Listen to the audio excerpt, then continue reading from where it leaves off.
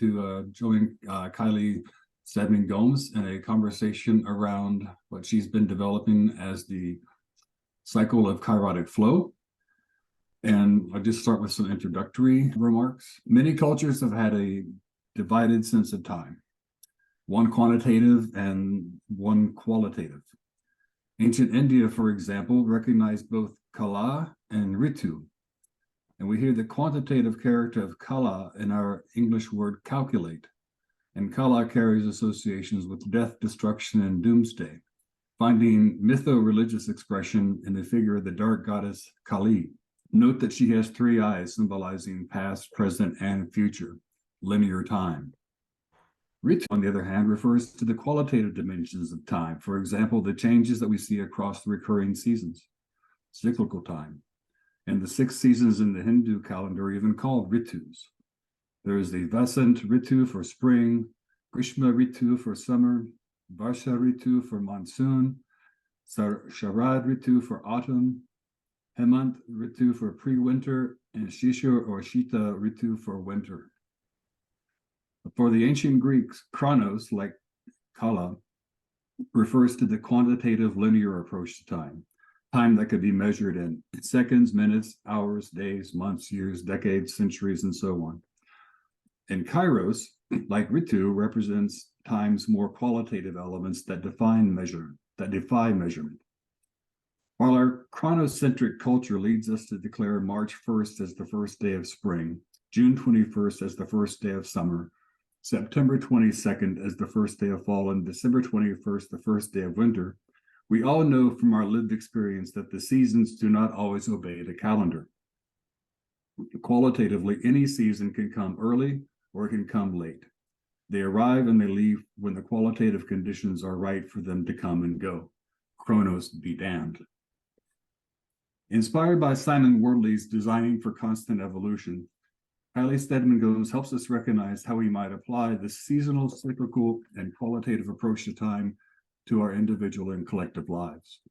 For nearly 4 years, Kylie has been developing what she calls the cycle of Kairotic Flow, which she intends to continue developing into a book. Just as the ancient Indians identified 6 ritus or seasons, the Kairotic Flow consists of 6 archetypes in a sequential cycle that each serve a specific purpose in our individual and collective evolution. And it is our purpose or our objective in this conversation/interview to help you understand the function of these 6 archetypes and how they relate to one another in the larger cycle of Kairotic Flow.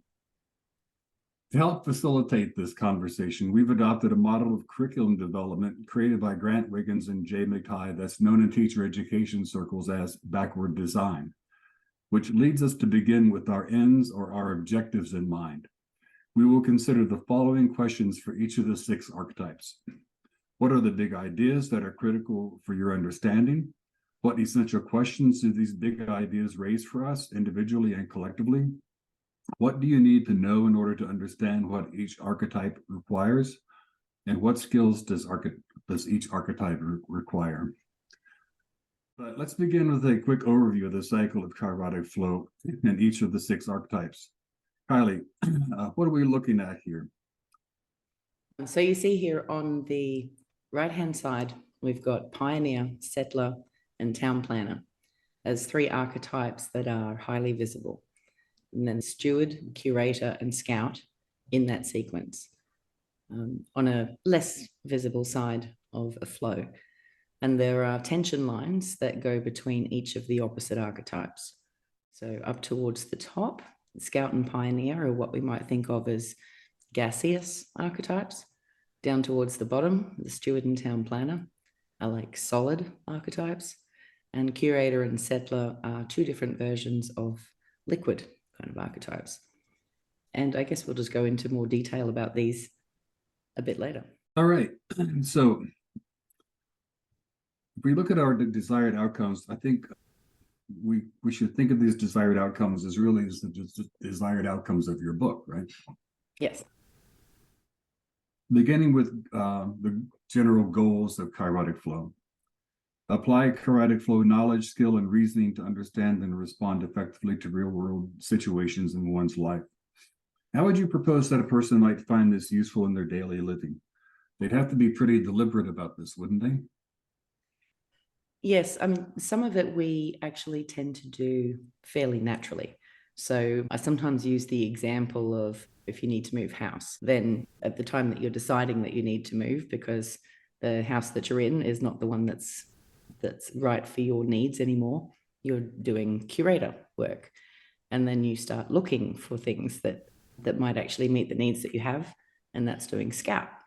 And then you find one and you go, yes, this is the one I'm going to sign the lease on or buy.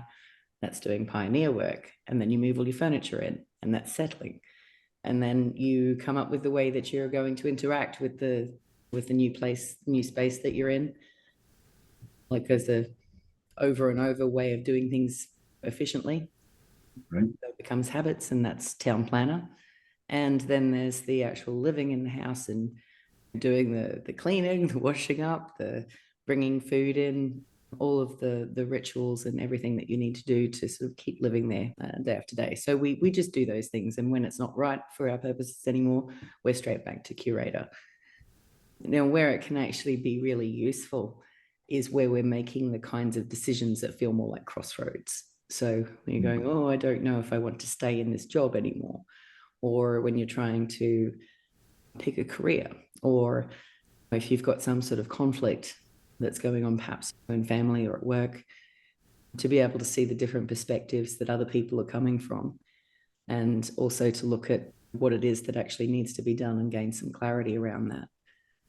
It can be very helpful for all of those kinds of choices. Okay. And then I think that has some significance for us collectively, right? Yes. So Kairotic Flow seems to be a cycle that you can apply at any whole on level. And by whole on, I'm sort of talking about something that is simultaneously a whole in itself and also a part of a greater whole.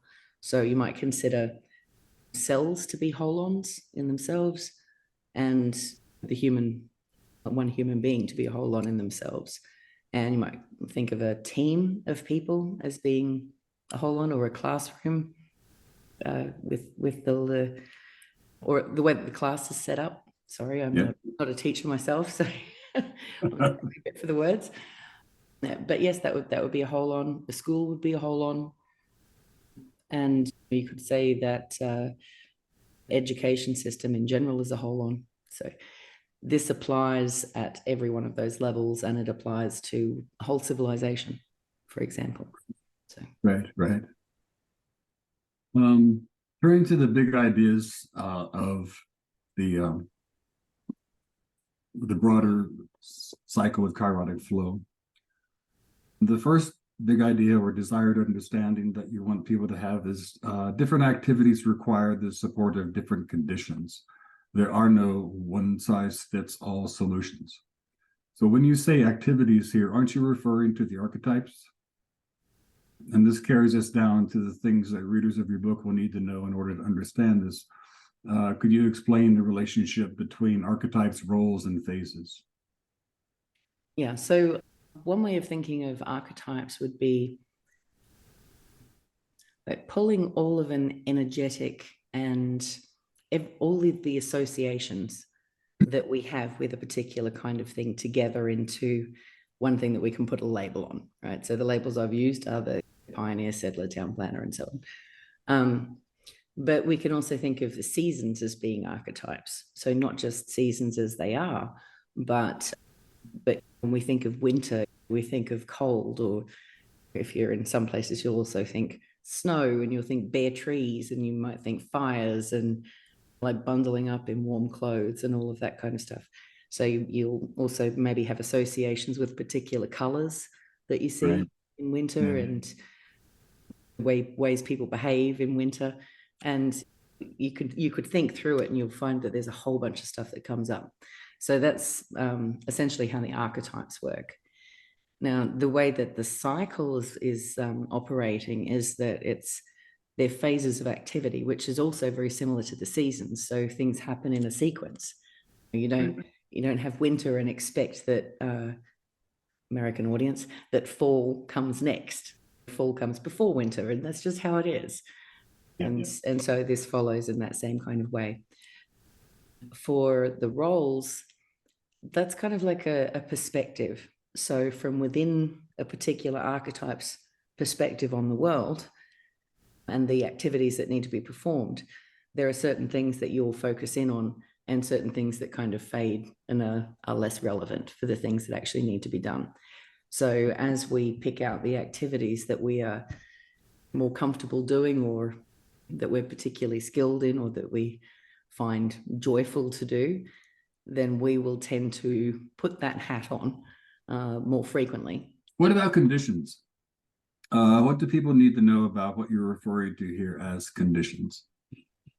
Okay, so conditions can include things like the structure that's set up, the rules that are kind of in place for performing a particular kind of activity.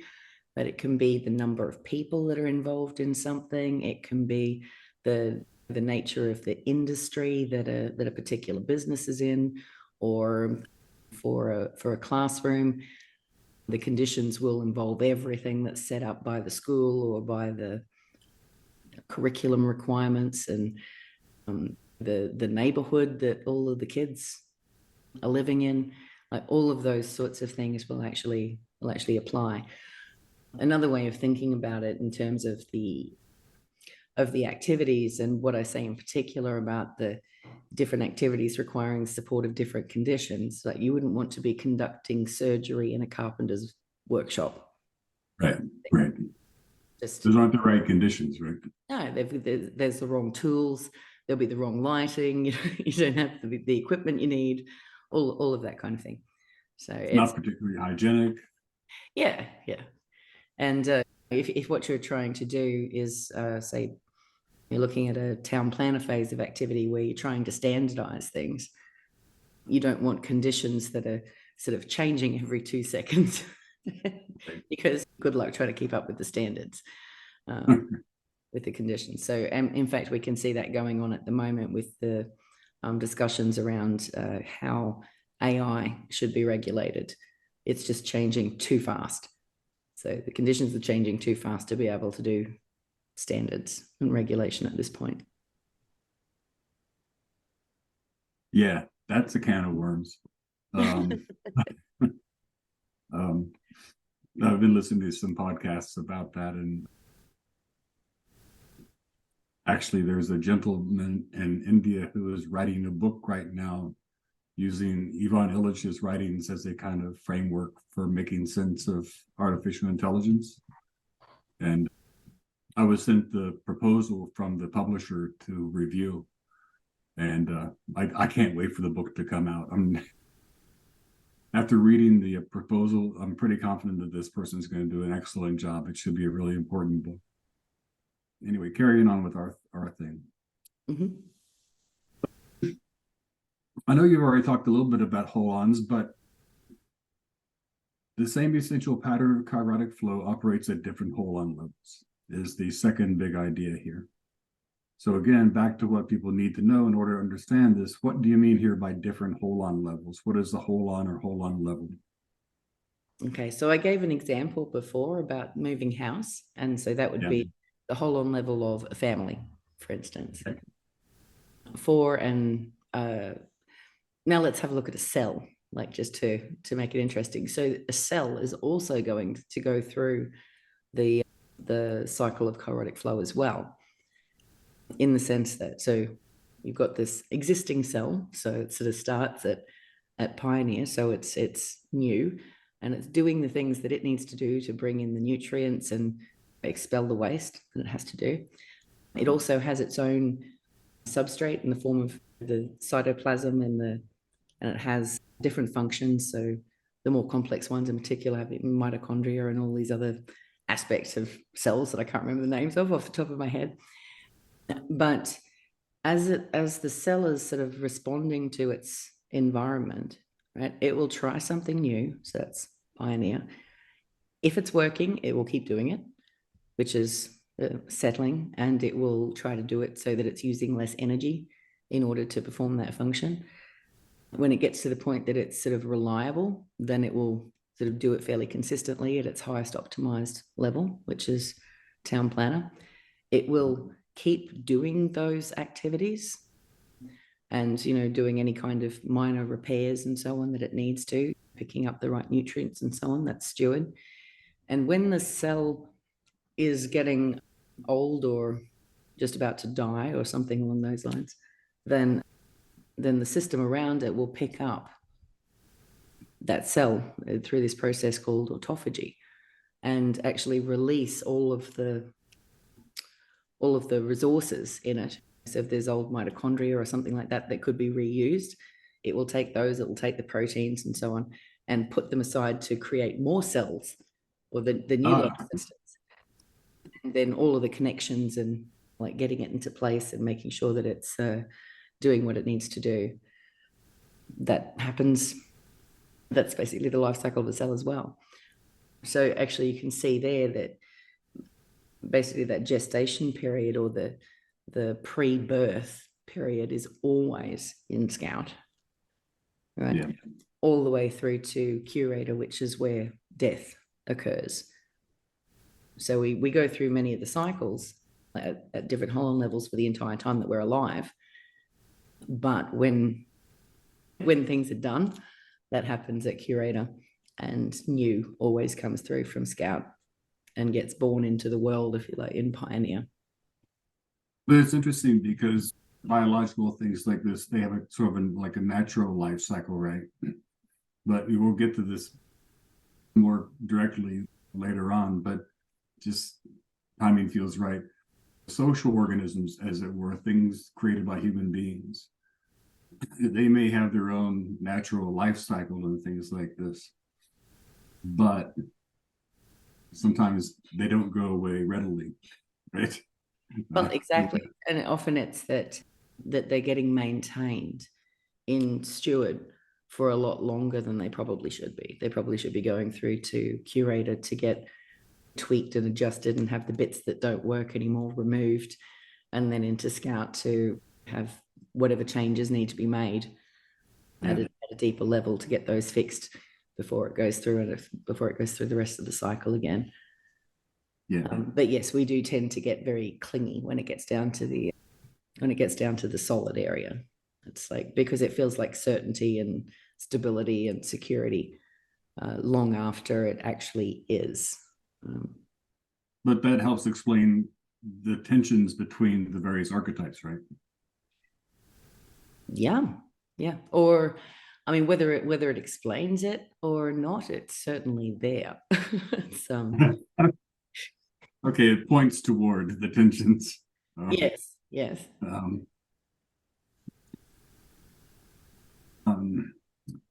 The next big idea: all archetypes are necessary for the well-being of the whole, and none is better or more important than the other.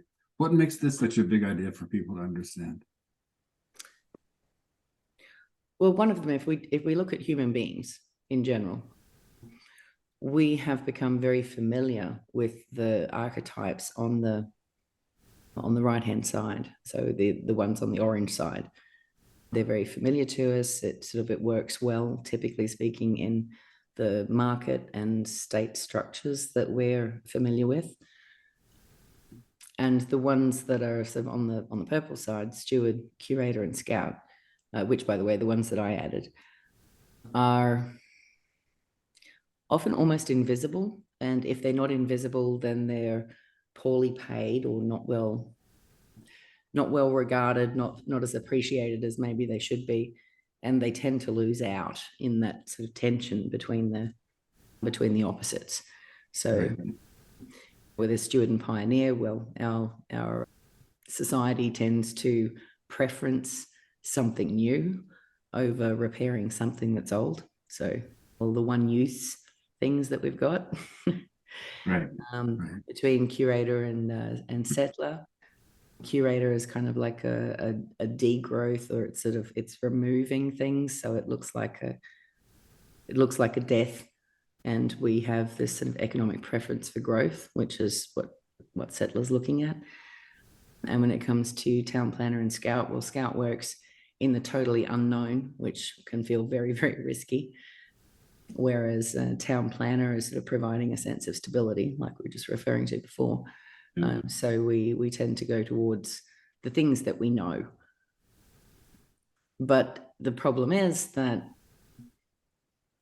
we can't just keep doing the same things that we've always done. When those systems that we've got in place, when they're actually failing, then we need to do something new.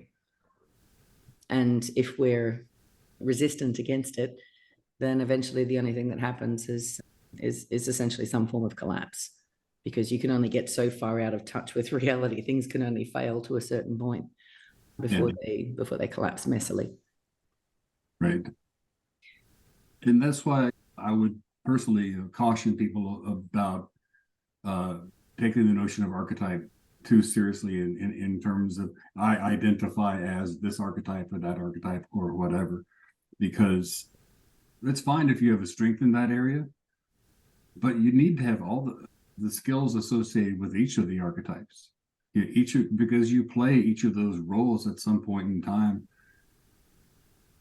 You play multiple roles in the course of a single day.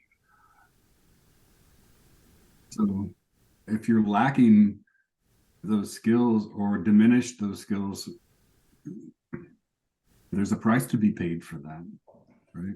Yeah. I mean, you're essentially undermining yourself and undermining whatever it is that you're trying to keep alive.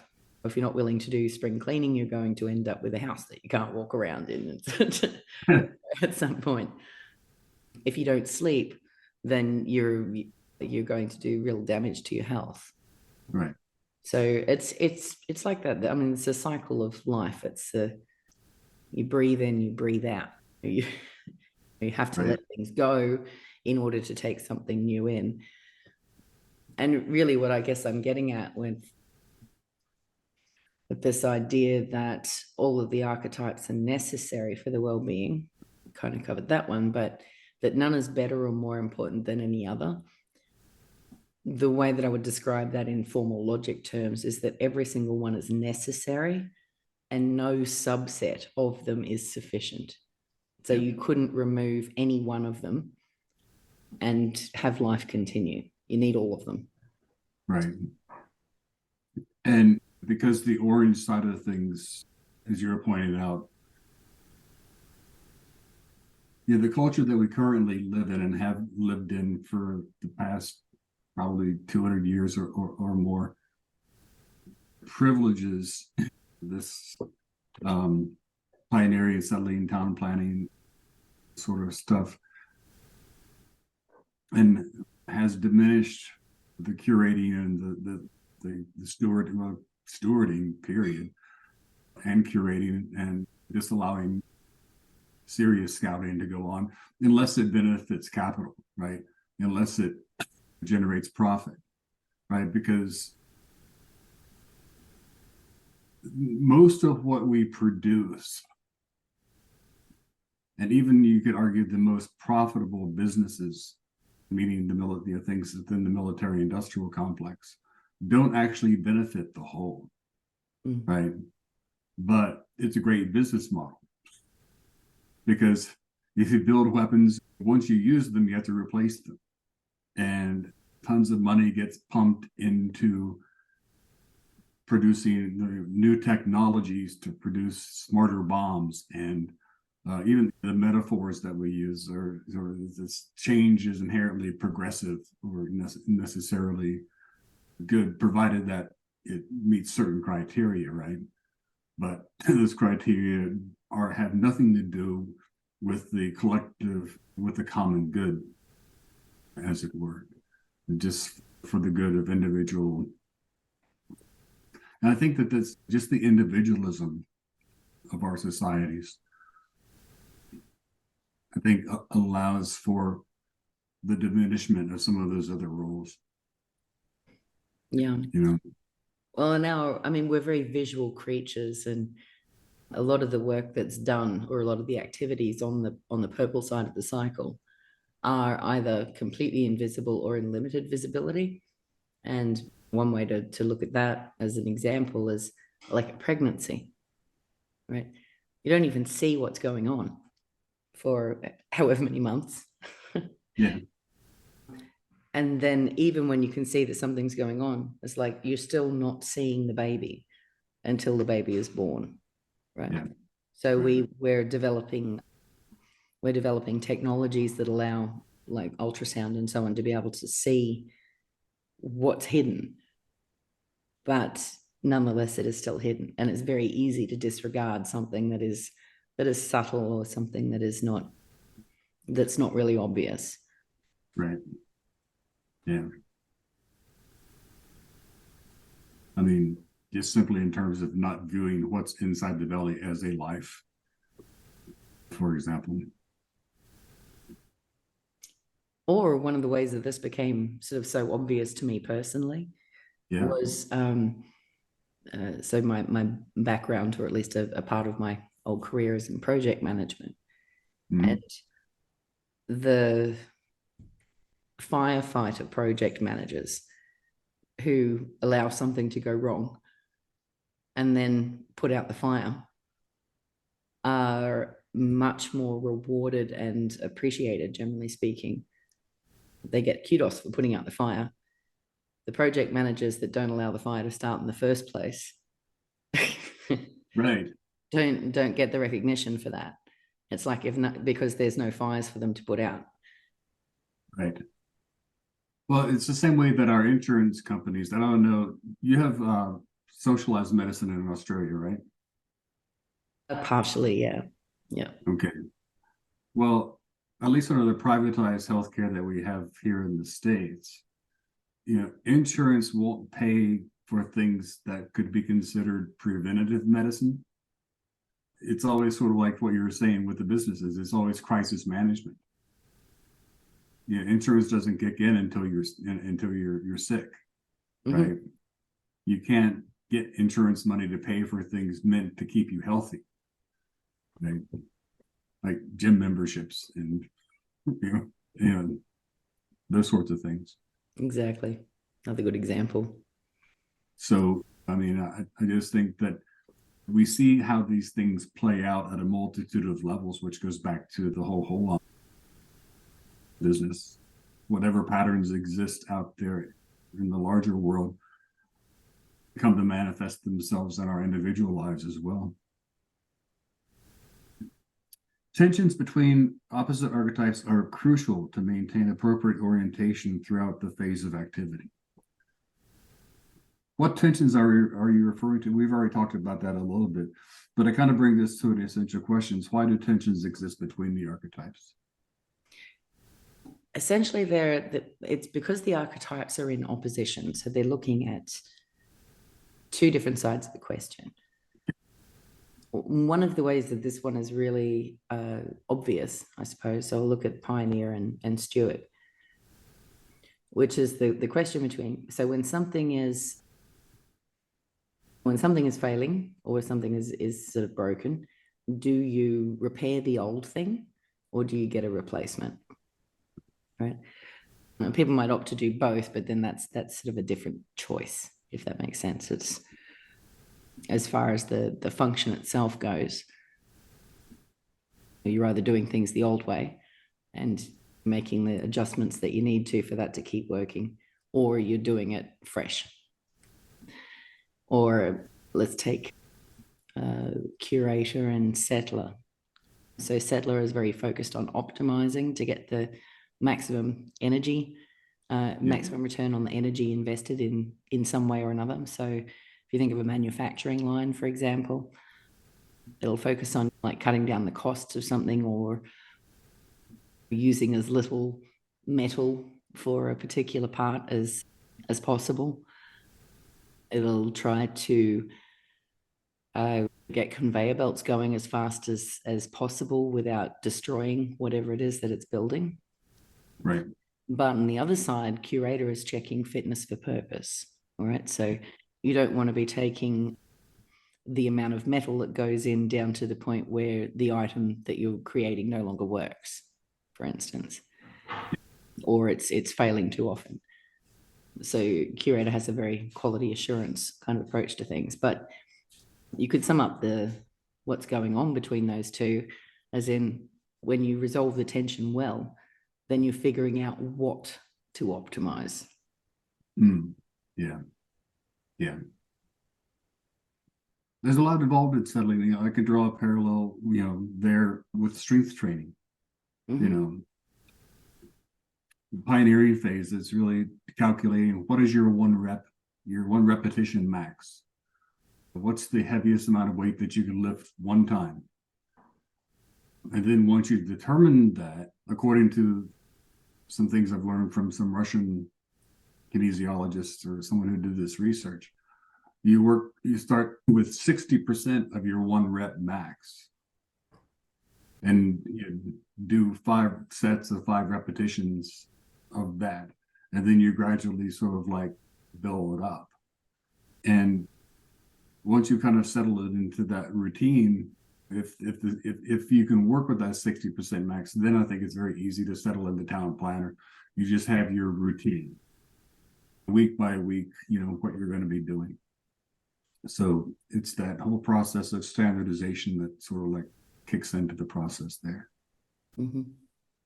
What general guidance can you offer for maintaining an appropriate orientation through the phase of activity?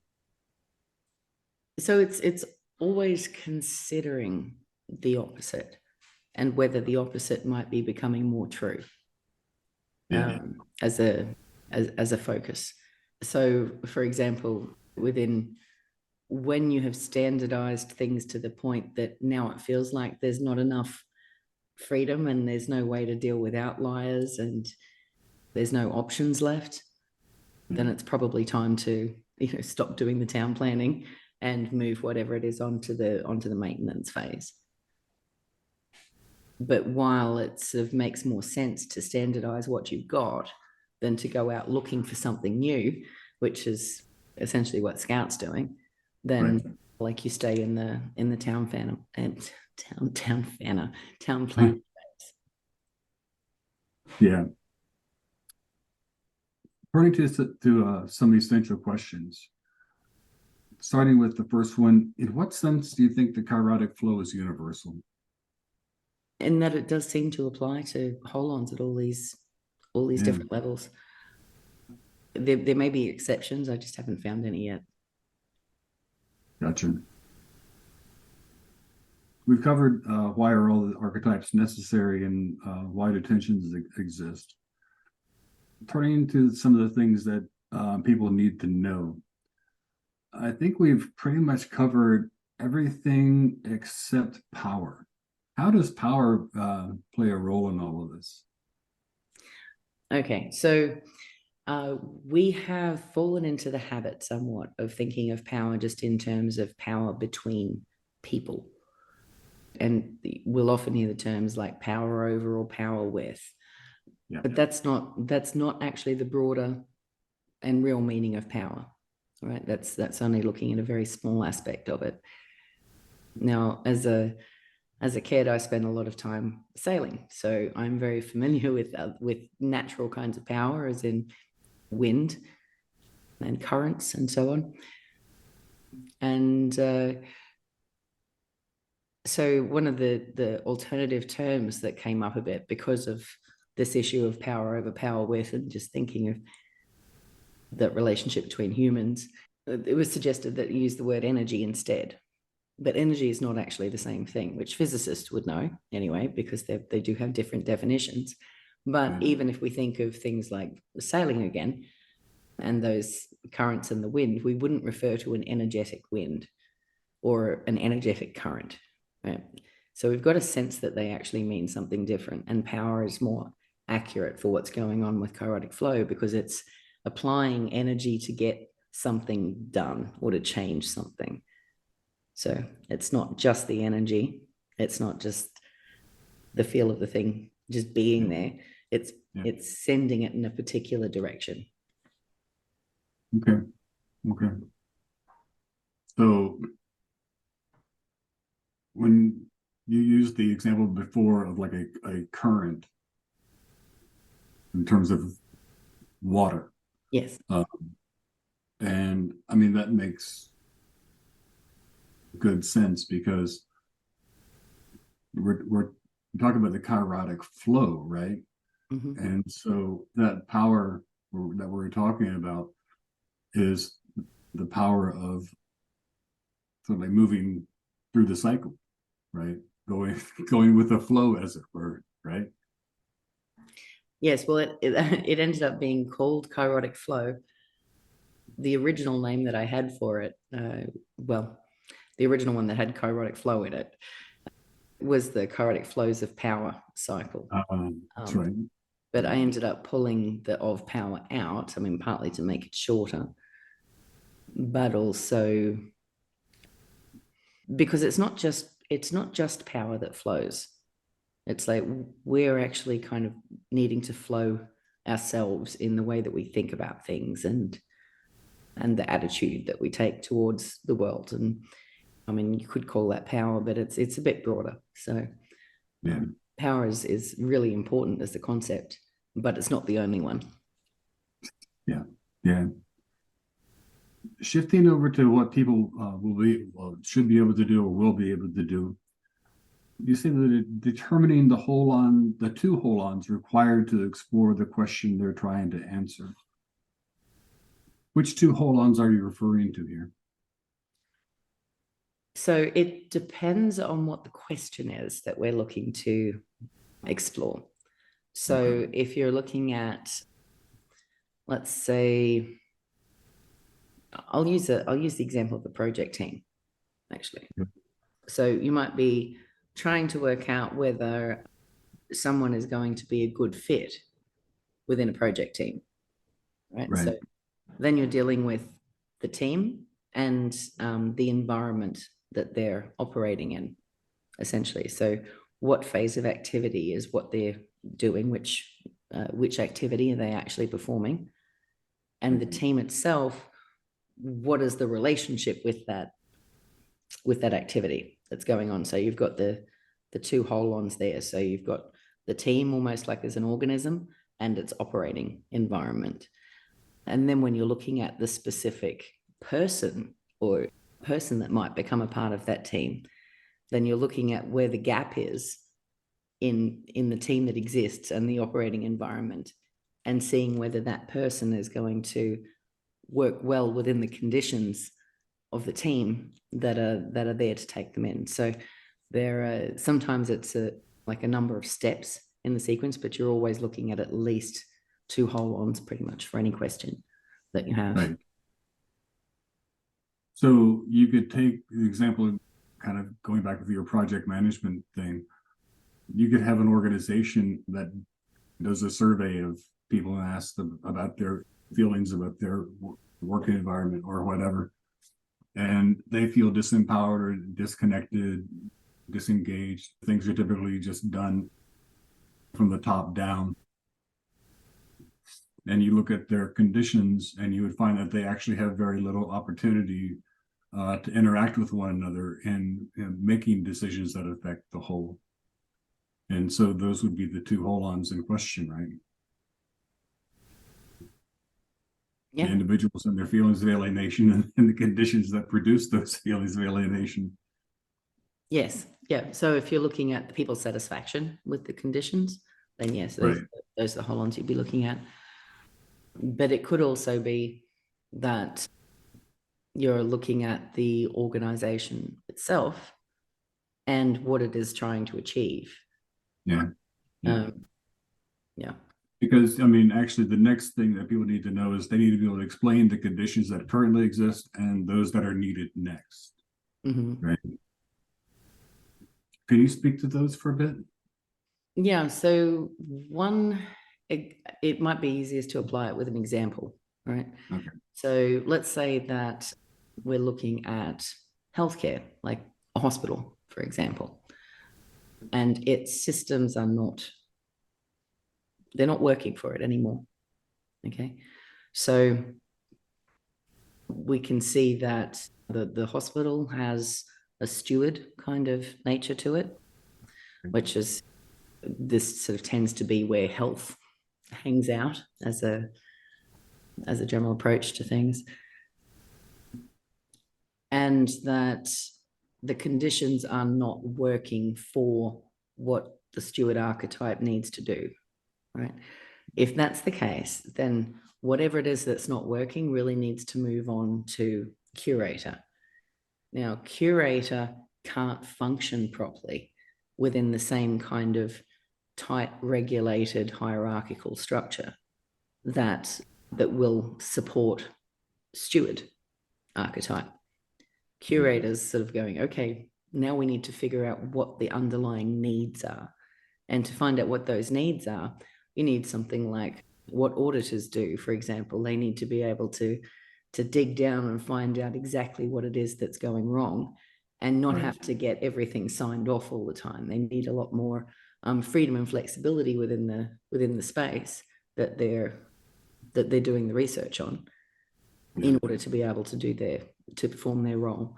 So it's like, you don't just say, okay, we need to bring in auditors and then expect them to operate in the same way that the hospital staff do. Right. Yeah. Because the hospital staff are there to carry out particular sets of duties, right? Mm-hmm. And those duties do not include picking and choosing what things to continue doing, what new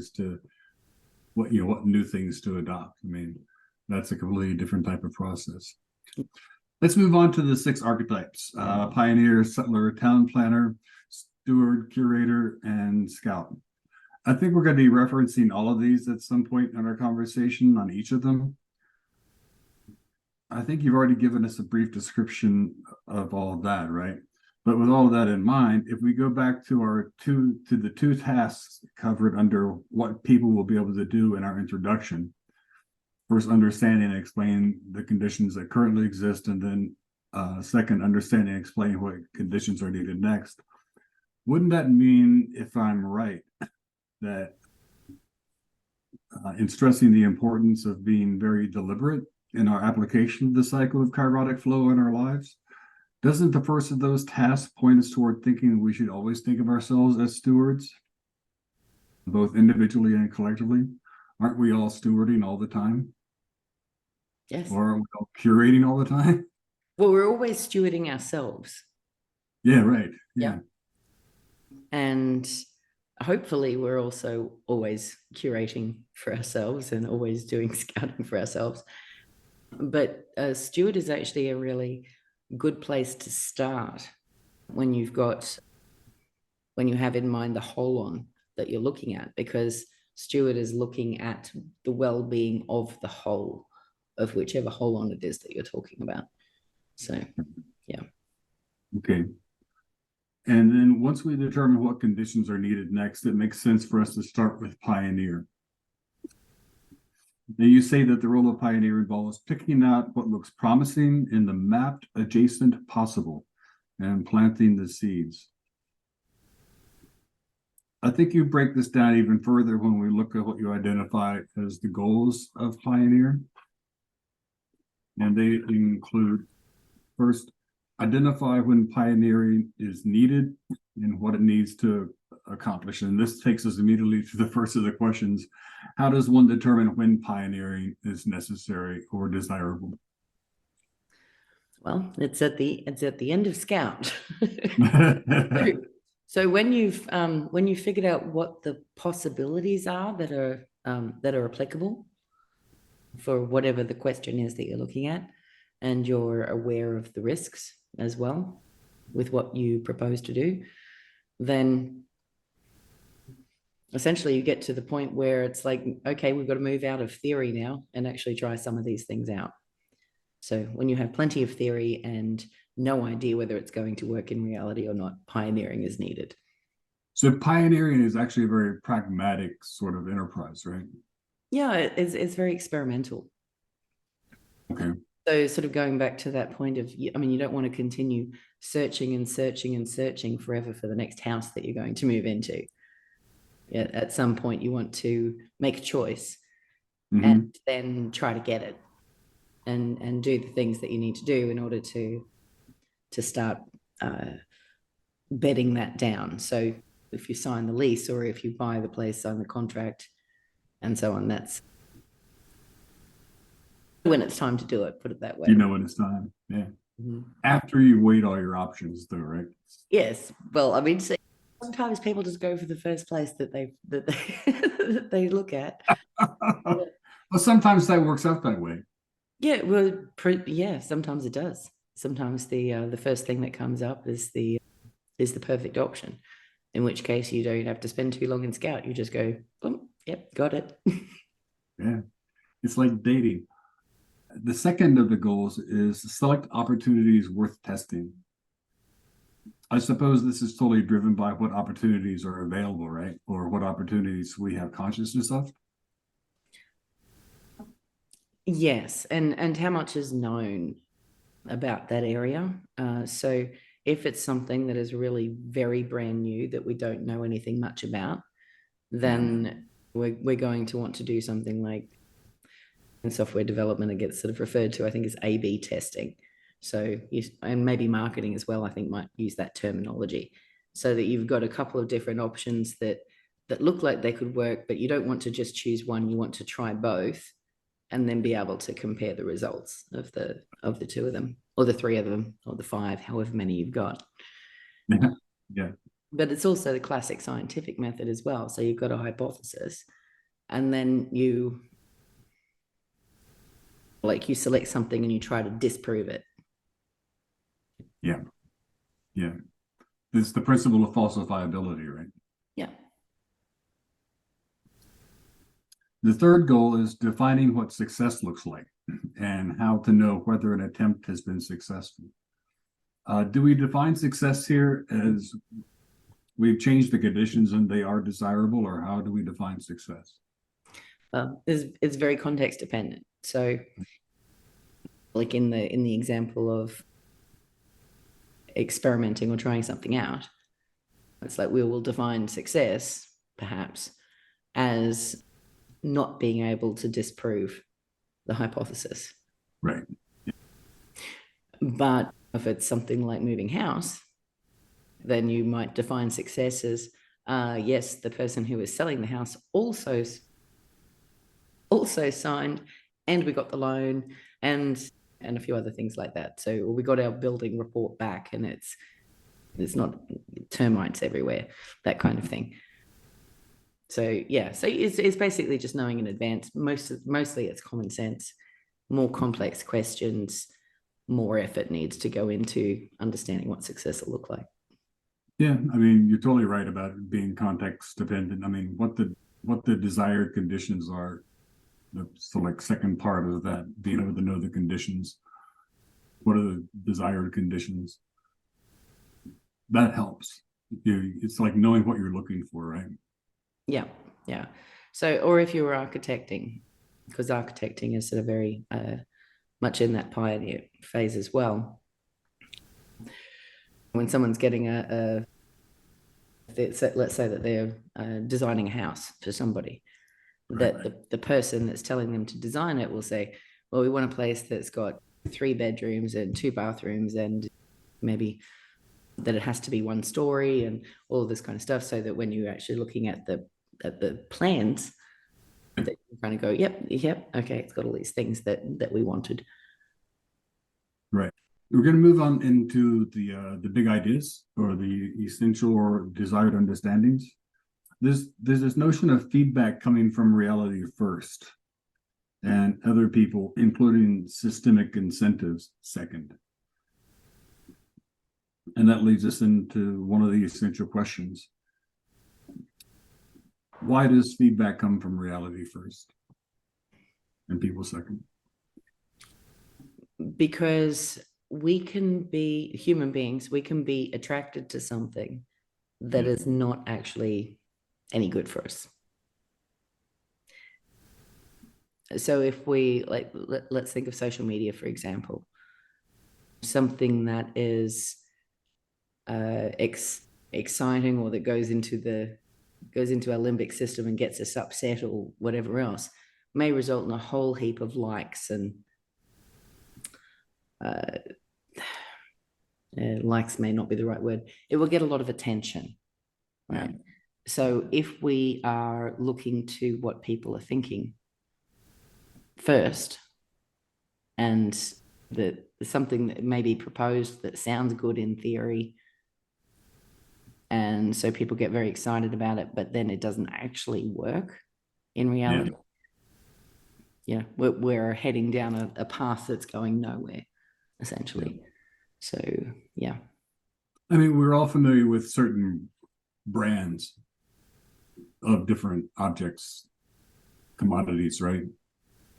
That have a lot of status associated with them, right? We're supposed to want to have these things, but in terms of their actual performance, they're not that good. They're not significantly better than a car. I'm thinking of cars, right? Than a vehicle that costs considerably less. You're paying for, and we even say you're paying for the name, right?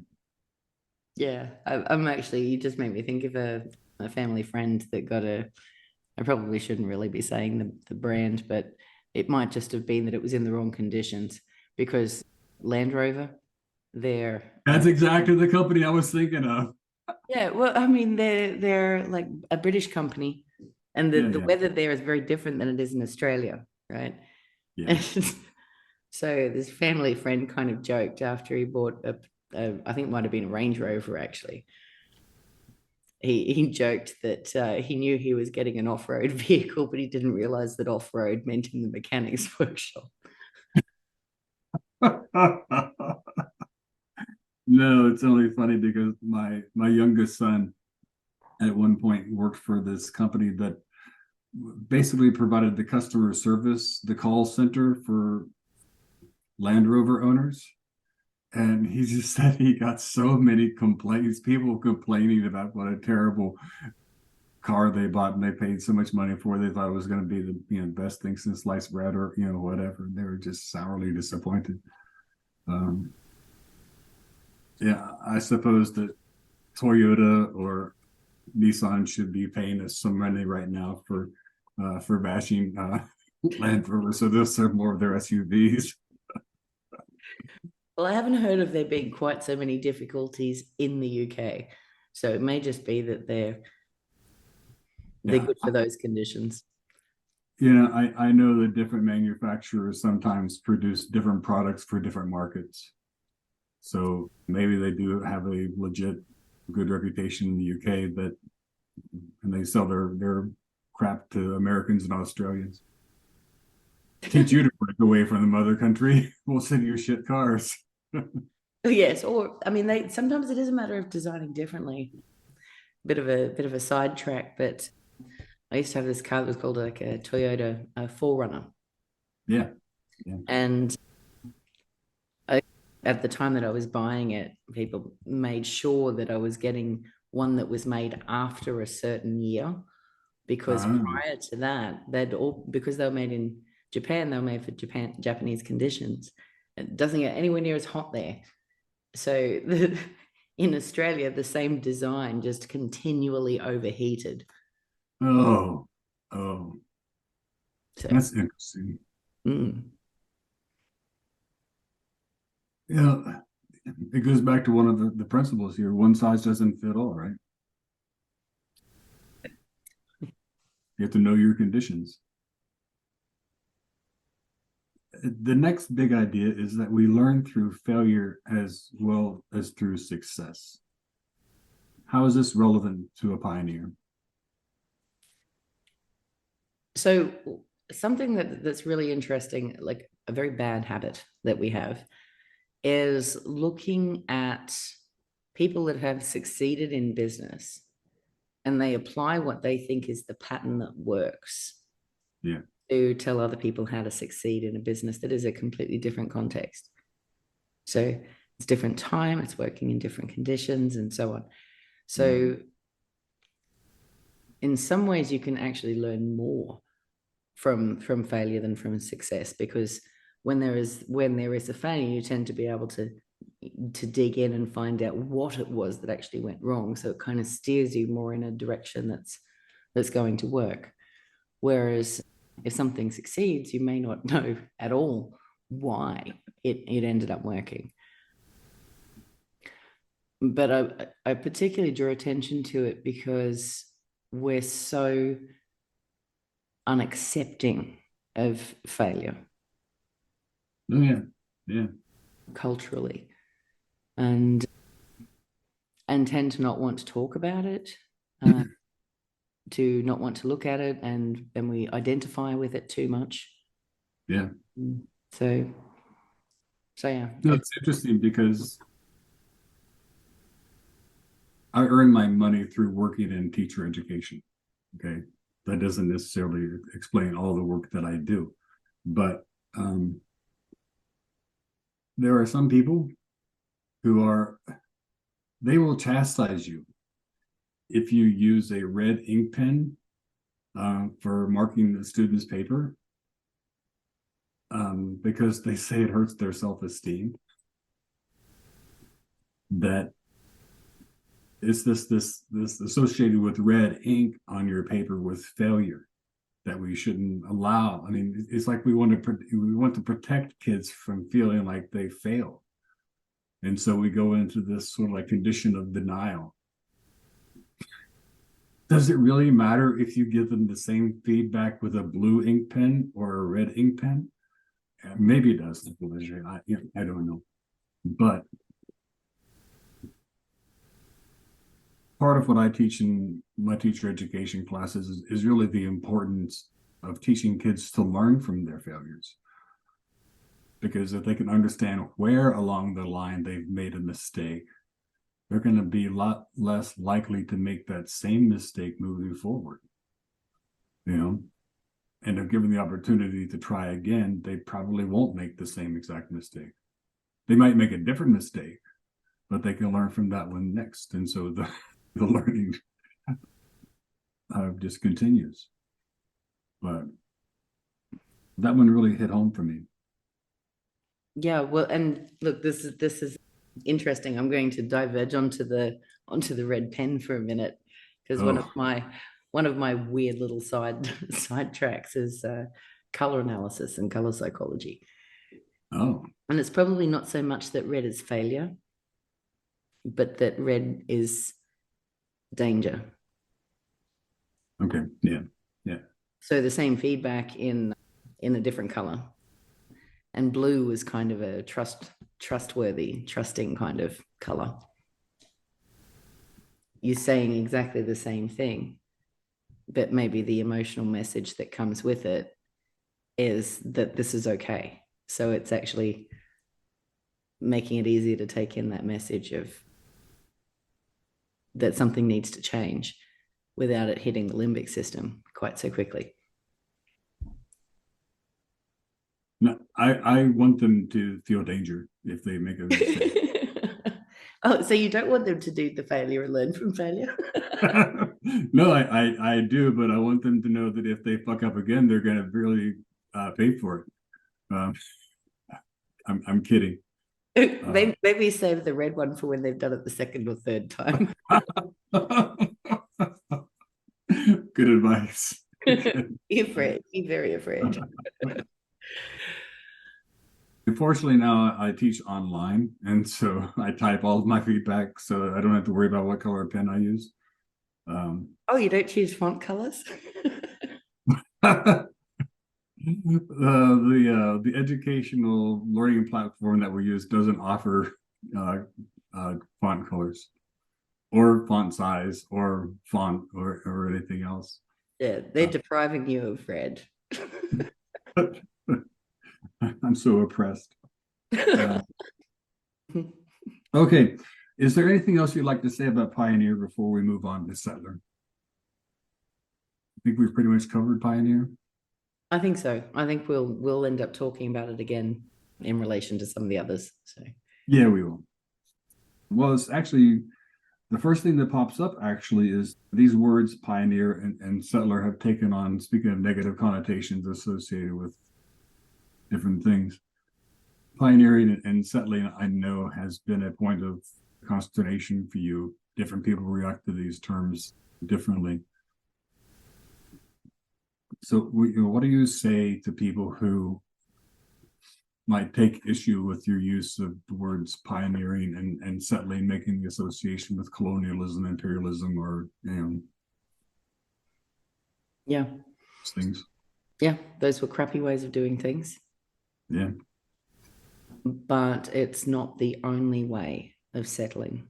And we can use the term settling into a new house, and we will do it all the time. Or that sediment settles to the bottom of a container. So it's a bit like power.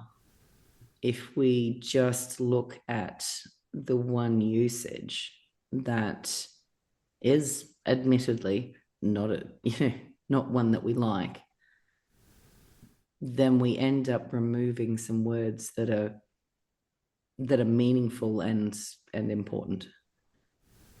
And I don't think it hurts to consider that it was actually a form of settling, the colonizing, and not the kind that we want to do. So having the reminder in there that it can be done in a not good way,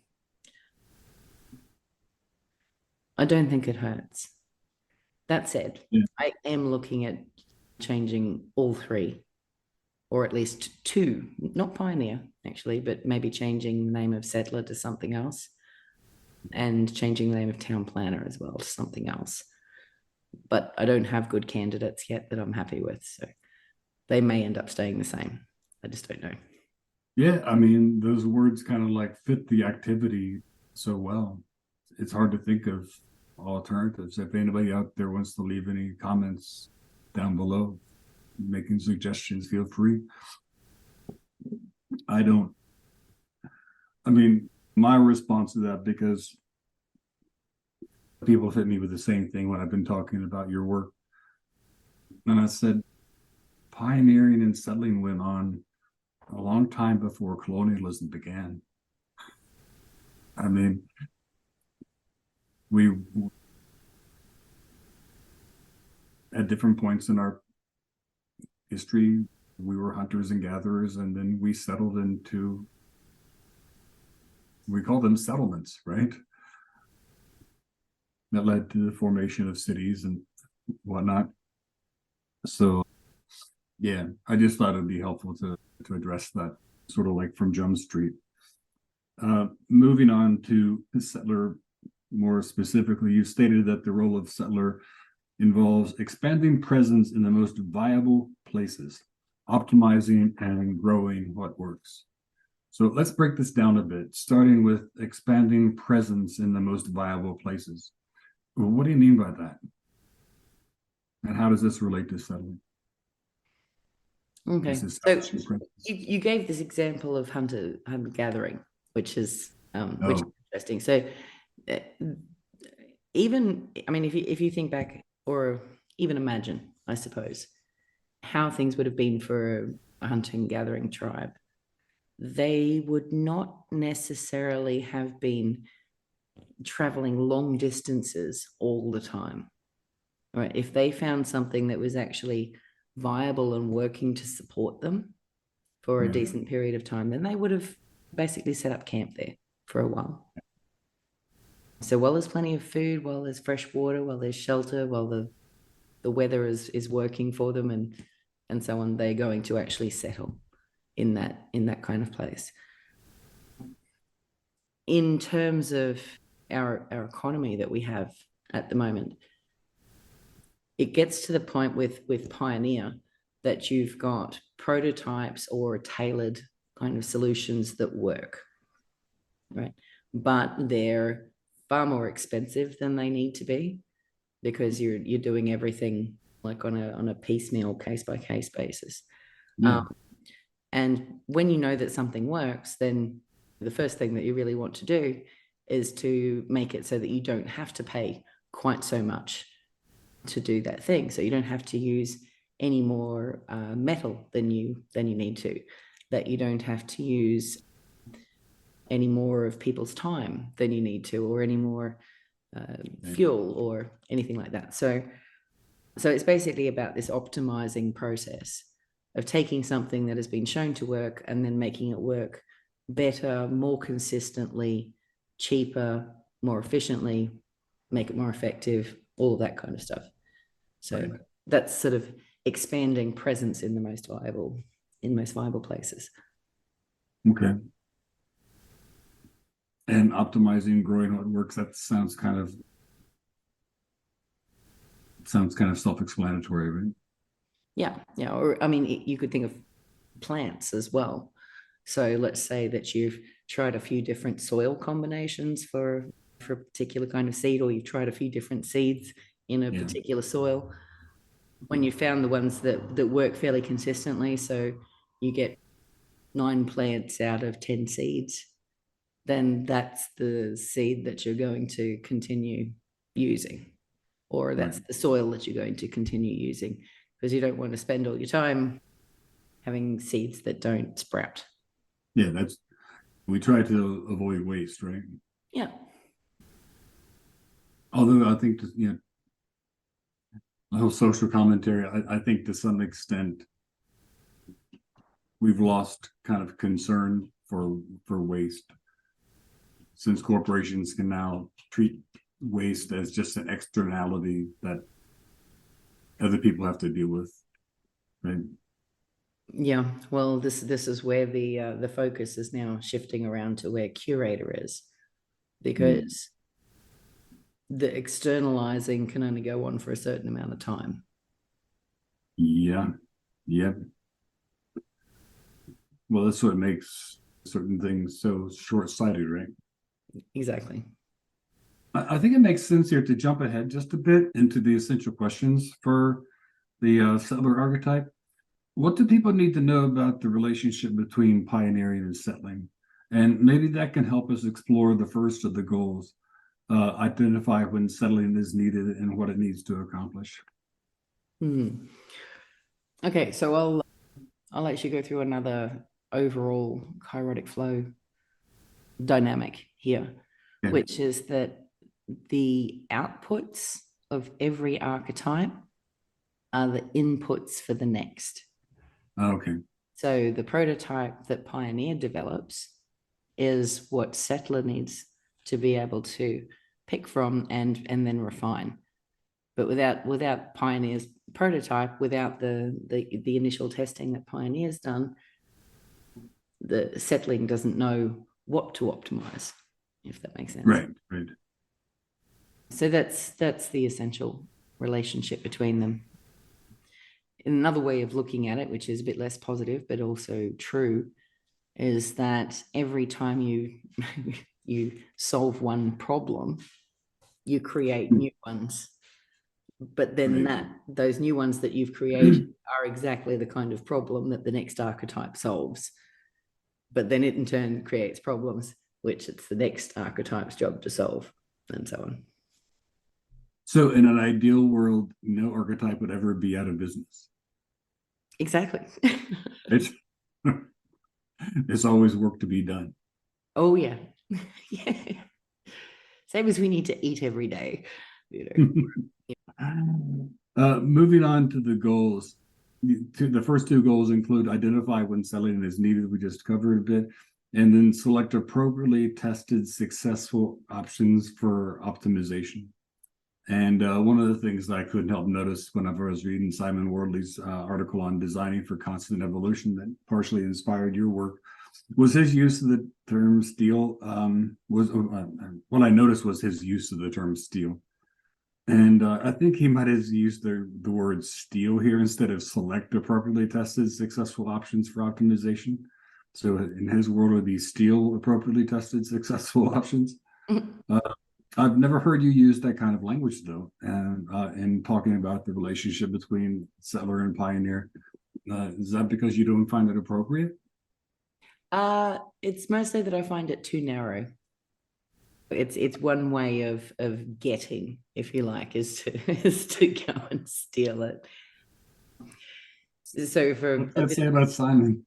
a bit of context for Simon Wardley's work is that he's looking at business strategy. So very much within the competitive environment where it's this kind of race to get ahead all the time. So Where stealing is legitimate.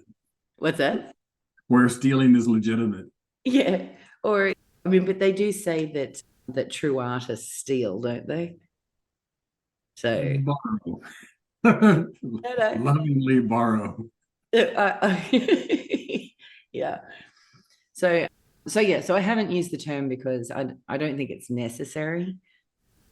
And I prefer to be more broad in the way that something like that can happen. And the other term that I like to use is that each one's waste is food for the next. But then that might be disturbing to people as well. You might prefer stealing. Yeah. So I go for inputs and outputs most of the time because it's a little dry, but doesn't conjure up horrible thoughts. The third goal, moving us away from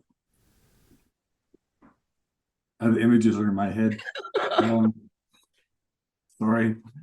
Define the markers of feedback on effectiveness and efficiency and how to interpret them. Maybe you can discuss that one along with the first two of the list of big ideas below. Feedback coming from reality and metrics and markers can easily become goals in themselves and so on. Yeah. Okay, so the second one of those big ideas is probably the one to go into because we've talked about the feedback from reality first already. Oh, yeah. Yeah. So metrics and markers can easily become goals in themselves and must always be held loosely and recalibrated regularly. So you will have seen this, no doubt, in assessments, right? So people trying to learn just to pass the test because that's what's measured, instead of to have understanding of the topic area. So that's an example of how those metrics and markers easily become goals in themselves. Pipeline. So if it's like, if you say, okay, so our target or what we're going to measure, and even worse, what we're going to pay you on is the number of pieces that you produce every hour, then that becomes the target and the quality can just completely go down. Yeah. Right. I just think. Yeah. So, and this is where curator becomes really important in tension with settler, right? To sort of maintain the fitness for purpose so that it's actually performing the function that it's supposed to be and is continually requiring that tension of looking at the markers themselves and seeing whether they're still doing what they're supposed to be doing. Right. Yeah. So guidance rather than goal. Yeah, I mean, first of all, there's the whole question of knowing what it is that you should measure, right? What your markers should be. And then there's the whole question of, is your approach to that measurement actually measuring the thing you claim you want to be measuring? Does that make sense? Oh yes, absolutely. I'm thinking of my first year statistics class, where there's a very interesting correlation that means absolutely nothing at all, or that is not relevant, which is that it's amazingly strong correlation actually between shoe size and spelling ability. Well, it's interesting. I suppose that as you get older and your feet get larger, you become a better speller. Could that have anything to do with it? Yeah, babies aren't much good at spelling at all. Exactly. But this is the same hold true among people above the age of, let's say, 18. Mm-hmm. Do you still find the same correlation? Oh, well, you don't have to. They graduated. We don't care about their strong spelling. Correlation at the beginning that the rest of it just doesn't matter too much. It just looks like blur, and they're all outliers, so you get rid of those. Yeah. Okay, so what more can you say about this tension with curator? And can you address the essential question of why is fitness of purpose so critical, so crucial? A lot of it sort of ends up with that problem of, if you've set a goal over here, or you've set up some metric that ends up being not achieving what it is that you want to achieve, but now everyone's chasing after that. So if the goal of education is for kids or whoever the students are to be understanding the material, Yeah. then assessment or certain kinds of assessment are clearly not fit for purpose if that purpose is to actually achieve understanding. And I mean, I'm a perfect example of that, because while I was at school, I basically just did no work all year, crammed the night before an exam, went in, did well, walked out, promptly forgot everything. Yeah. Yeah. I got the marks. So, but nobody was caring whether you understood it or not, because the importance was placed on the grade. exactly. Right. Yeah. And so kids are not stupid. Mm-hmm. If adults tell them that the most important thing about school is the grades you get, that's where they're going to put their energies. Unless they hate the game and just refuse to play by the rules. But it doesn't mean that they're stupid. They just hate the rules. Yeah. Yeah. And it shows up all over the place. I mean, it's one of the reasons why I cannot use multiple choice tests or true false or those sorts of things, right? I know it would save me a ton of time in terms of how long it takes to grade. I could have a computer grade those things for me. I wouldn't have to grade anything at all. The computer does. Just take the multiple choice test. But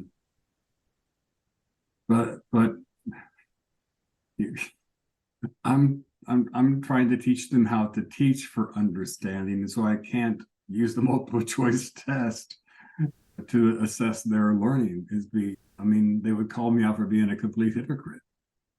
And in the other classes I teach, I also try to teach for understanding, and damn it, they have to write. And that kills me, because that means that I have to read, and I have to comment, and it just takes time, and I don't get any publications done, or I don't get any sleep, or I don't have time to do.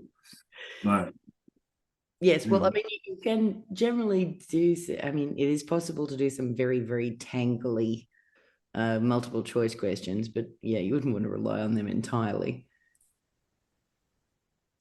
Yeah, but I know that you have to work. The advantage or the disadvantages of developing a quote unquote good multiple choice test is that they're very hard to create. The good thing about them is they're easy to grade, but you're right, they are very hard to grade. They take a great deal of time and energy and thought and all those sorts of things, right? And then invariably you still get kids like, that was just a trick question. For those of you who are teachers, you can't win for losing. So yeah.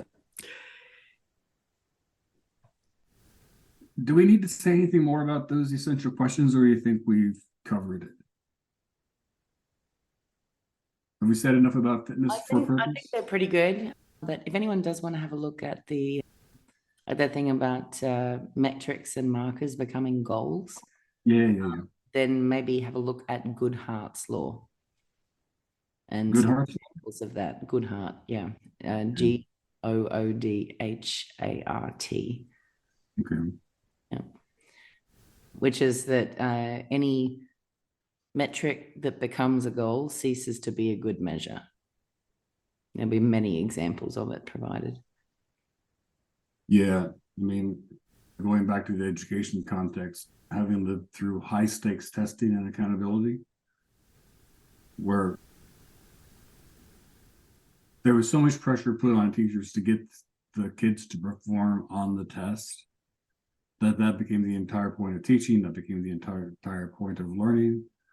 Neil Postman in his book, The End of Education, talks about narratives, reasons we give kids for why they have to go to school.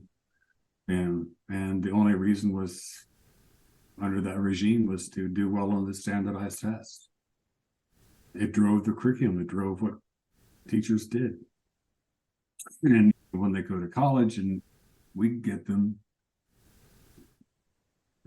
the students came to expect all these rubrics and everything that was provided to them to help them succeed on those tests. But in terms of like critical thinking skills and being able to write well and things like this. I mean, I think things have improved a little bit, but there is a stretch of time there where we used to refer to them, it's the American context, but those were the Nickleby kids. Nickleby was short for, NCLB. No Child Left Behind was the law that was passed in 2001 that mandated the standardized testing, on a national basis. Well, it didn't exactly mandate it, but if you wanted to receive federal funding at all for your schools, you had to adopt it. Yeah. And there were two states that said no. They said no to the money. They would have rather lived without the federal dollars. Hats off to those states. Yeah, that's a perfect example of it becoming a goal, like by putting the funding or making the funding contingent on that. Yeah. I mean, another way to look at it, just look at the way that the economy works, and consider like pharmaceutical industry. Example. I say if the goal is to make a profit, then which is the better option? To cure a disease or to manage its symptoms? Yeah, of course. Yeah. I mean, we keep hearing things about somewhere out there's multiple cures for cancer and things like this, but the medical establishment, the pharmaceutical industry they know that if we cure cancer, that's going to cut off a lot of their funding. Yeah. So they're basically operating in conditions that are full of perverse incentives. Yes. Perverse incentives, it just means that the incentives do not mean what you think they mean. We need to include perverse incentives as sort of like a vocabulary word for understanding some of the principles of Kairotic Flow, right? The desired understandings, thou shalt not impose perverse incentives. Yeah.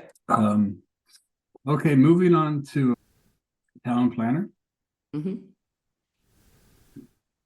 describe this archetype as one that entails standardizing, commodifying, streamlining, and rolling out known patterns on a mass scale, distributing broadly and creating security. Before we go any further with this, we talked about this before, but why do you think this notion of town planner has taken on such negative connotations? Do people just hate authority or what? Well, some of it is around the security and stability of like having a clear organizational chart, or like knowing who it is that you actually have to report to. We've become very big on accountability and knowing who to blame if things go wrong. But it's not nice if you're actually the one that's in that position of having to give up your power and do what someone else is telling you to do. Yep. And also, we've just got so much regulated now. Like the laws don't go away. We just get more and more and more of them piled on. And legislation is absolutely associated with town planner archetype. It's one thing when they're working well and we're getting what we expect in return for having deferred so much of our power and control of our own lives. But when it starts getting corrupt, or when it appears that something like how much money you have changes the way that the law applies to you, that there are some people above the law, then it's very easy to get resentful, and I would say kind of rightfully so, with having our lives so controlled. Yeah. And I wonder, I think a lot of it also has to do with people kind of understanding, even that maybe even just at an intuitive level, that the town planner, the role, I think, presumes that they're acting out of the common good or attempting to serve the common good. But we know that our current set of town planners, what the kind of town they're planning, it doesn't include most of us. It's a very small town. It's like George Carlin, it's a big club and you ain't in it. there's, and so people distrust them. People in general just have negative attitudes toward politicians and a lot of people in those kinds of town planner type roles. Yeah. And there's some bad attribution going on as well. So one of the things that's a bit more in depth here, I suppose, than we're really covering at the moment, but I look at the conditions or governance in particular, as in pioneer and settler work really well under market kind of setup. Town planner and steward work well under a state or a bureaucratic, hierarchical, transparent kind of setup. And curator and scout work best in a fairly loose kind of commons governance setup. And we've sort of gone so far down the capitalist path that town planner, which really should be run as a public service, right? So serving everybody, has instead ended up being privatized. Yeah. So sometimes it's that utilities that were public have been sold to private interests. And sometimes it's that when things get down, when they go past settling and then into town planner, that they're allowed to still stay as privately owned organizations, which then means that it becomes what we can call rent seeking, because there's no risk actually left in providing that service anymore. So profits are just being taken by the owners without the stuff that we would actually ethically justify the high returns that we would give to pioneers without hesitation, because they're taking such a big risk, or settlers because they're taking a risk, right? Town planner is not taking risks. No, I mean, they're all about providing. I mean, and this is the thing, that we can't take a negative attitude toward the archetype town planning, because in our own individual ways, we all do it, right? I mean, it's not like security is not important for us. Mm-hmm. And I think it's a perfect example of, Slavoj Žižek talks about ideology in these sorts of terms. The minute that you claim to be stepping outside of ideology, that's precisely when you're neck deep in ideology, or something to that effect. I mean, we need to act like we don't need security in our lives. That just means that you probably don't appreciate how much security you actually already have that was just provided. You were born into it and don't recognize it. The amount of energy that goes into providing that amount of security for us. Yeah, absolutely. And I think, like, we turn around and we get annoyed with the archetype, and it's usually not the archetype itself, but it's the conditions that it's actually trying to operate in. Right. Because when the conditions aren't appropriate, so when you shift from settler, which is good in market conditions because it's a good way to get that kind of feedback, and then you go to town planner, which actually should be under more of a public service, not actually really trying to create a profit, but provide the standardized service as broadly as possible as a kind of infrastructure for society. Then what you end up with is corruption, right? It's the conditions that are so healthy, one archetype, if they continued into the next archetype, they basically turn toxic to what it is that we're trying to do. So it's like poison is just if you have too much of something. And this, in this case, I think is just too much capitalism. Yeah. No, and to go back to the conversation before about how certain roles and things like this have been diminished, curation, stewarding, and all those sorts of things. It's not that curation no longer happens, but the questions that curators are even allowed to ask are defined by the town planners. Yep. And in some sense, the same applies to scouts.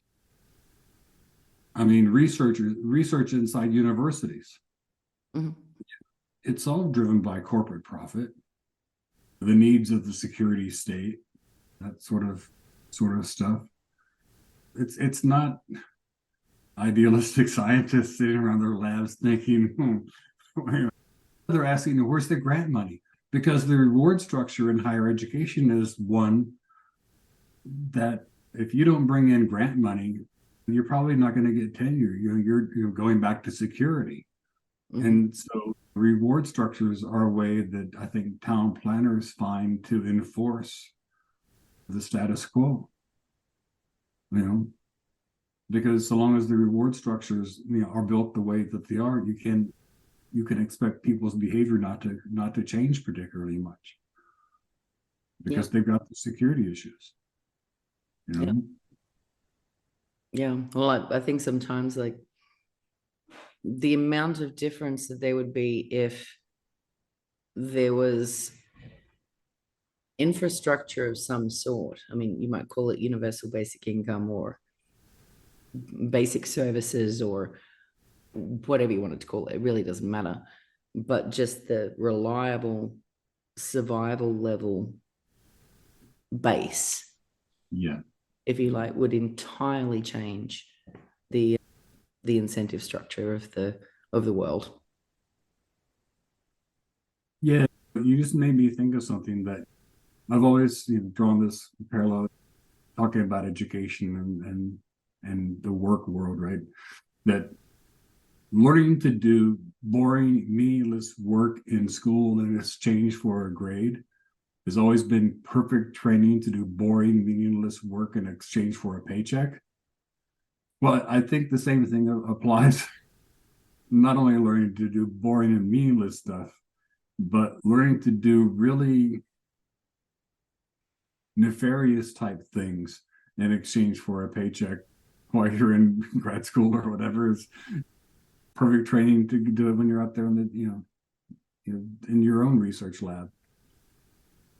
You're willing to do bioweapons research and work for Moderna and Pfizer and all those sorts of companies. They're paying the bills. Yeah, Um, it's a justification to be amoral or immoral. right. But then, I mean, Adolf Eichmann would be proud, right? I mean, I was just following orders, right? His testimony at the Nuremberg trials. I was just doing what the reward structure told me to do. Under the big ideas and desired understandings, yeah, the first of these big ideas I'd really like for you to unpack for us, right? Knowledge is context dependent, and when the context and reality changes, past knowledge loses relevance and must be released. What do you mean when you say that knowledge is context dependent? And can you give us an example? How controversial can I get? Oh, at this point, let it rip. Okay, so American Constitution and in particular gun laws. When did they come up? What was the context in which they were created? Oh, back during the time of flintlock muskets and swords and you know, you know really not very accurate artillery. Yeah, and when government was really considered to be the biggest threat to was supposedly sovereign individuals, right? So what's changed? Yeah. Corporations are now the biggest threat. So we should do away with the Second Amendment. Well, I mean, that's a, it's not so much that you do away with the amendment as like a quick solution, but as in, if you consider the context in which uh, knowledge was built and legislation, for instance, was built, Right. and then you consider how much it's changed, when you ask that question of like, is it still achieving what it was actually supposed to achieve? It just blows the question completely open. So it's like the technology that was available was different. The threat that was trying to be looked at was different. The need for for people to be armed or not armed was different. And so if you keep kind of just going back to whatever the legislation was and just talking about the words that are actually written there without any regard for the context in which they were written and what it was trying to achieve, right, then you can end up in some very strange places. So that's just one example of it. But there's also the thing of if there was a time where it was believed that putting leeches on people and taking blood was like the way to cure all ills, right?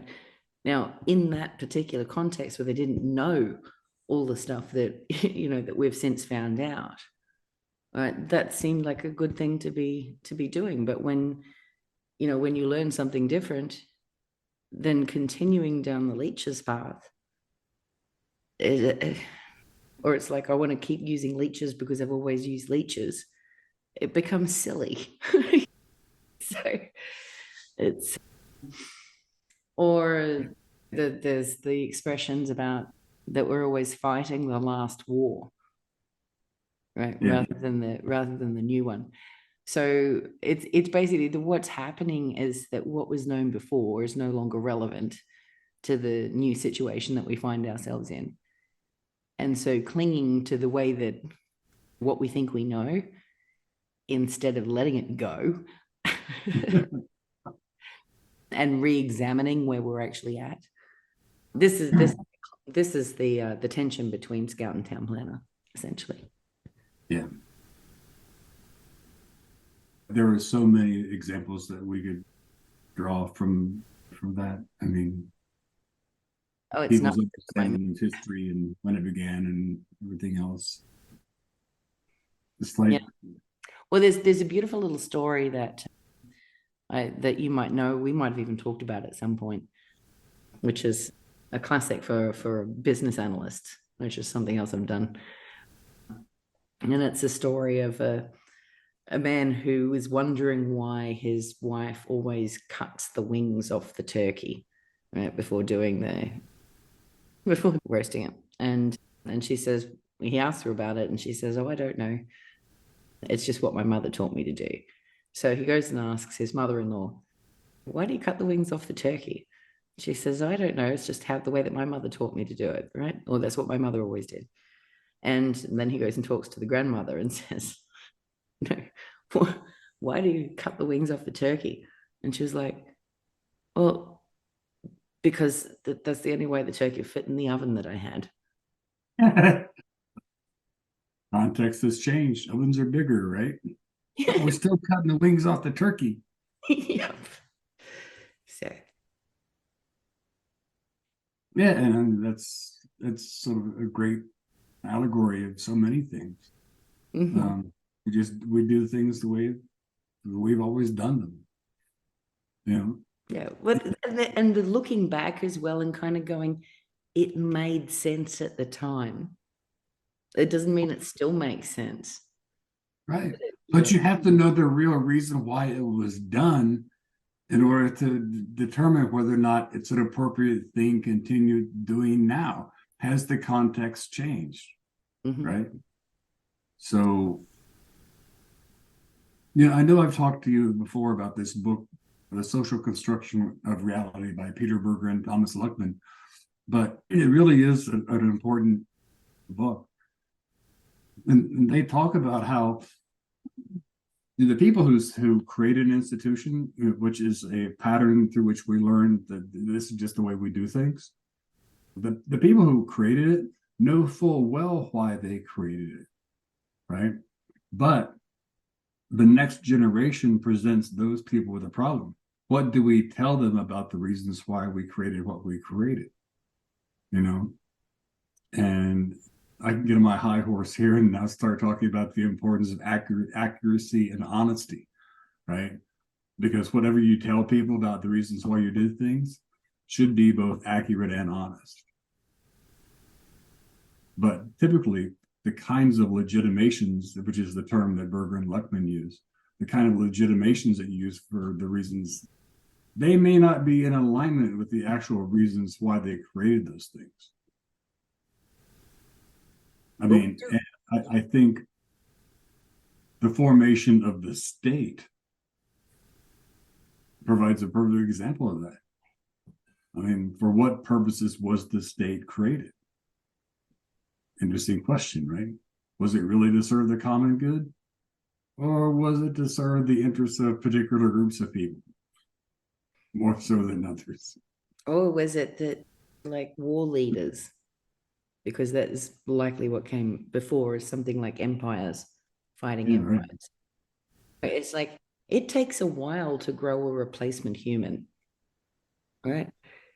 So if you're going to get into the point where you're all fighting over this territory, and the only thing that's happening is that your population is disappearing and all your young people are disappearing, then it kind of makes sense to reach some agreement that can be lived with.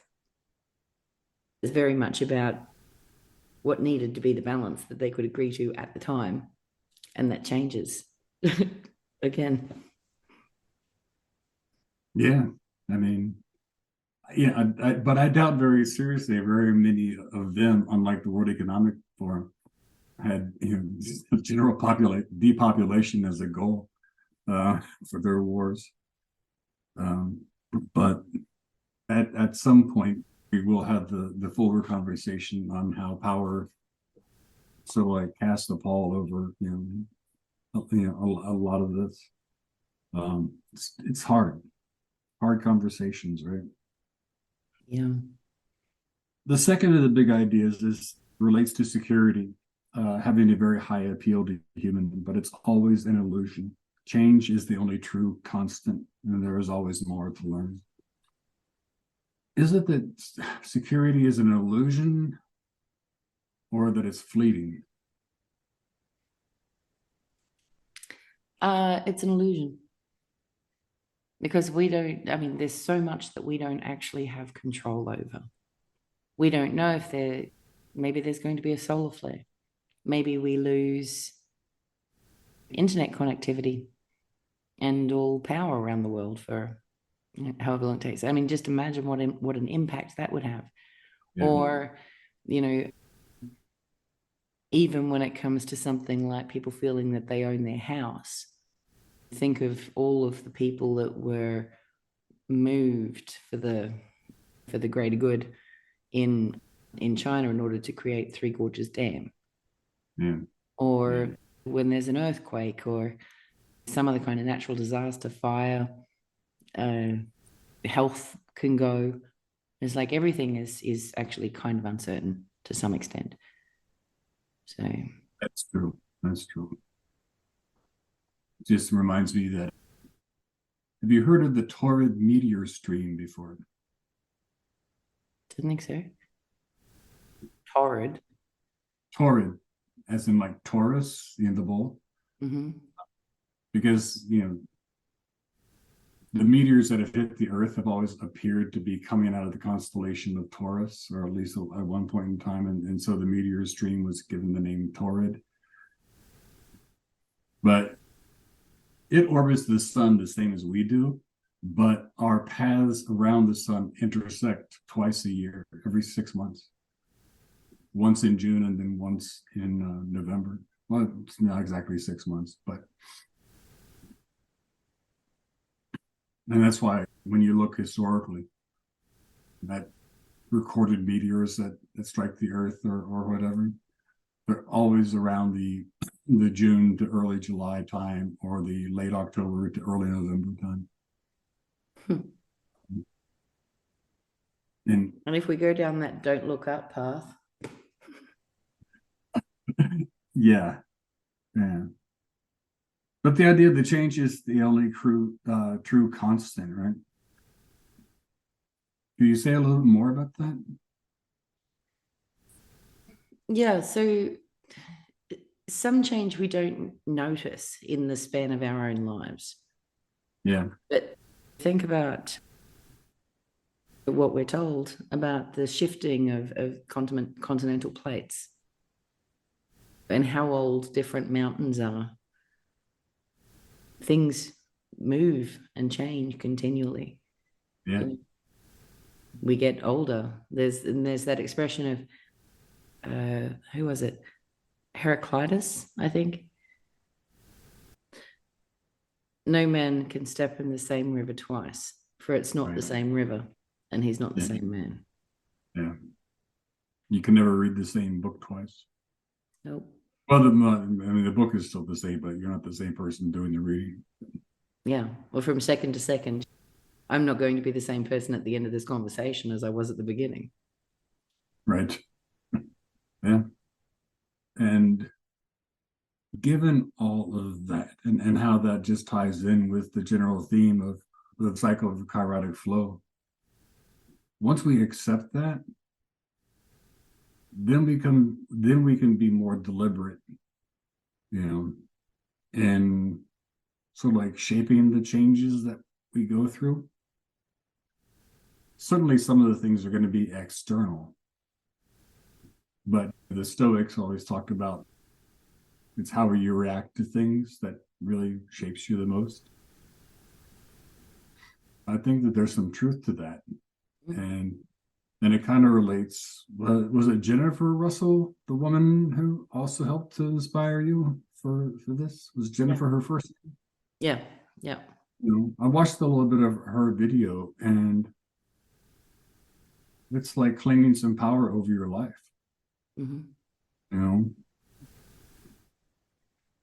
And so that's really what I was meaning when I've been talking about recognizing the need to be very deliberative. I know that we go through this kairotic flow stuff just in our normal day-to-days with our natural attitudes and things like this in place. But if we can pull ourselves back from all that and really pay attention to what we're doing, when we're doing it and things like this, and asking ourselves, well, should I really do this now, or is there other things that I need to do or know first before I decide this is the right course of action or not? Yeah, it's the taking the step back and asking, am I responding to what is actually here, or am I responding to my ideas of what I think is there? Yeah. Right.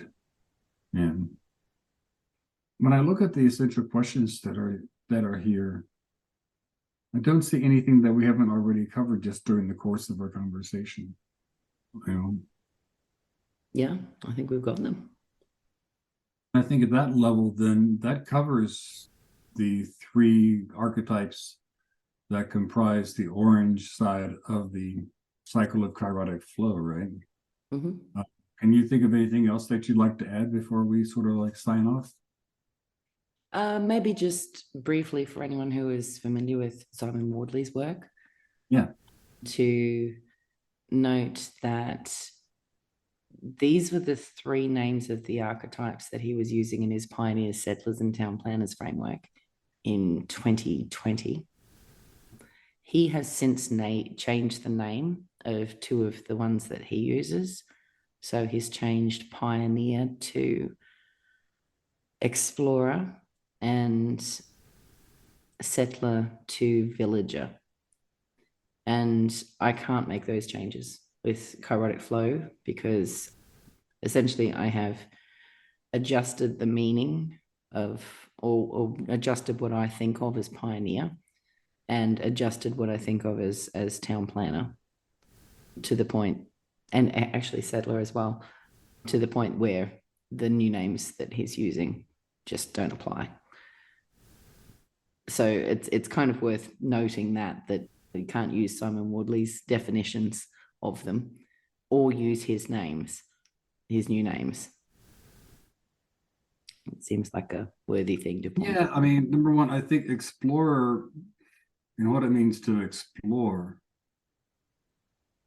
is better fitting with scout. Exactly. Right? And village is not a verb. So when you call someone a villager, they're not villaging. Oh, come on, we're verbing all the nouns now. No, no, we're not like that. I mean, before one can be a villager, one has to be a settler.